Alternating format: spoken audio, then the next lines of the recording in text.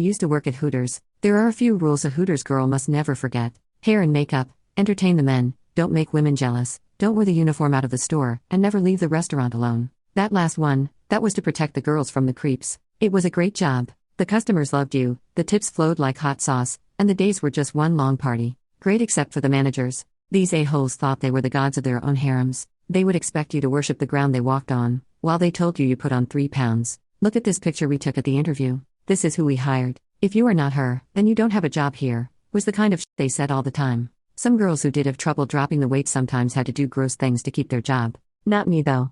God granted me with a metabolism where I could eat a dozen wings a day on the house, and then just dance it off every dinner rush. Things were great, until we got a new regular. He called himself Mr. Barrett, wore a bowler hat, a striped vest, and an obnoxious gold belt buckle. He had a long mustache, spoke with a hard-to-place European accent, and always paid in cash. At first Barrett was the most popular customer in the house. He came in during slow hours, and his tips were sometimes bigger than the check. He never complained, and never tried to touch the girls, but still, instead of fighting for him, most waitresses tried to dodge his table. It was a conversation he insisted on. It got, well, personal. Not like those guys who would ask you your cup size, or if the carpets matched the drapes. Barrett would ask why we did this job, and never took a lie for an answer.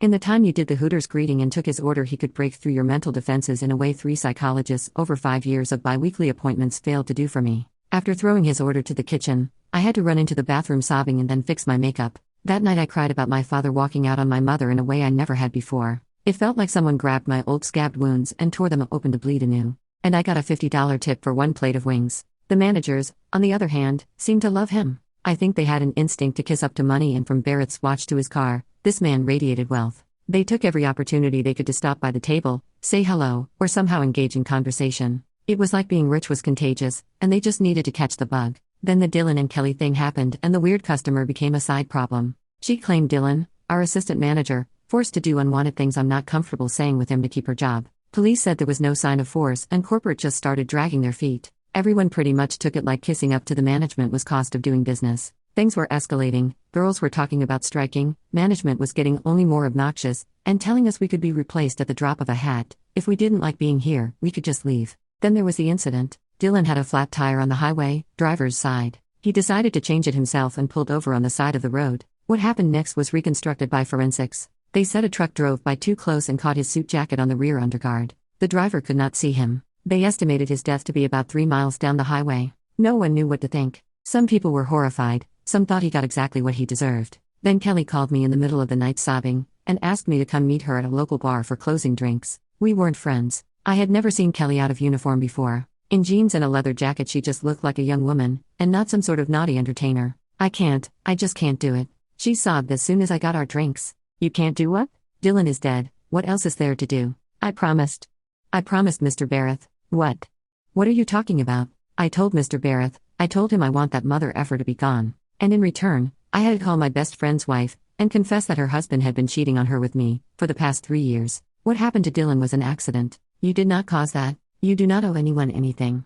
I haven't, I swear, she cried into her drink. 3 years of marriage, they have a kid together. I can't do that to him, to any of them. You do not have to do anything. I stood up and hugged her. I understand you feel somehow responsible, but you are not. What happened to Dylan was not your fault. Whatever deal you think you made. It's not real. That was the last time I saw Kelly. It happened on a different shift. She walked into the kitchen, tripped and fell face first into the fryer. 2nd-degree burns, loss of vision in one eye, no longer fit to be a Hooters girl. Everyone wanted to blame the management as some sort of retaliation. The case was pretty cut and dry though. Security cameras showed no one was even close to her. She just took a bad step, and that was it. 2 days after that settled down I had the Mr. Barrett table. I did what I could to avoid it, but we were low on staff. You know it's all your fault, he said to me calmly as I tried to force a smile to take his order. What? I asked, caught off balance, no matter how much I mentally braced myself for this exchange. Kelly. If she would have done it, if you didn't interfere. I don't have time for this. I broke character. What do you want? Mike and Becky are still together. You did this. Someone owes me. I don't owe you anything.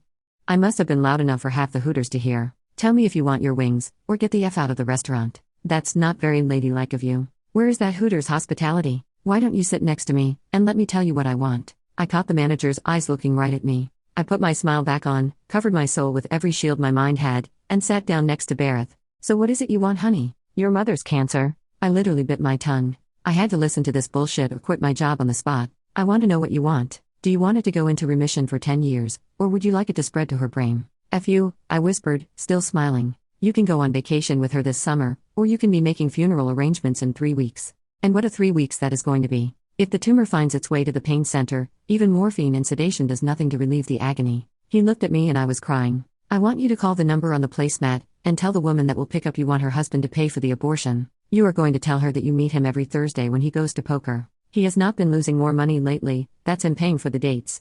But now he won't pay for your abortion. You will do your best to convince her of your lie and not mention anything that may lead her to think you were manipulated. I will also have my usual wings. I think you know I like them, Diablo. It was 2 hours later, 2 hours after I made the call. I ruined 3 strangers' lives to give someone I loved a decade to live. Please don't ask me why I believed him. I saw the choppy, black and white footage of Kelly tripping on thin air and losing it all. I know she was upset, and I know she may have been drunk, but I saw her. I saw her grabbing at her face and silently screaming as the a-hole managers showing us the footage laughed and mimicked her motions, making fake yelling sounds. Dylan and Kelly were just a demonstration. The door rang, and without checking the peephole, I let a man in.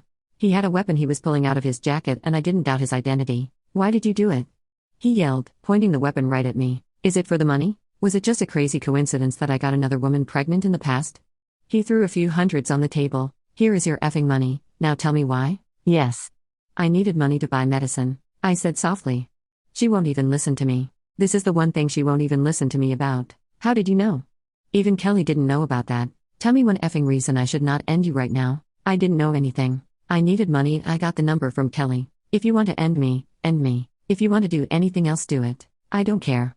It must have been the bland apathy in my voice that got him. He put down the weapon on the table next to the money. You are not worth this. If you have any decency, you should consider atoning for your sins. I am not going to prison for you. There is a rule at Hooters. Girls can't leave the restaurant alone. It's there to protect the staff, not the customers. No one expects a psycho waitress to follow one out to his Lamborghini and empty a clip into him. I probably did more damage to that car than the combination of all cars I would own in my lifetime. I didn't hit Mr. Barrett once. Maybe I was a bad shot, or maybe he was too good at being a target. I was not even officially fired. I left in handcuffs with bail higher than anyone I knew could afford. I was charged with a first-degree felony, and thrown into the gears of the system. With my mother's money being gone to cancer treatments, I had nothing but a public defender. There were witnesses from the staff and patrons of the restaurant, but Mr.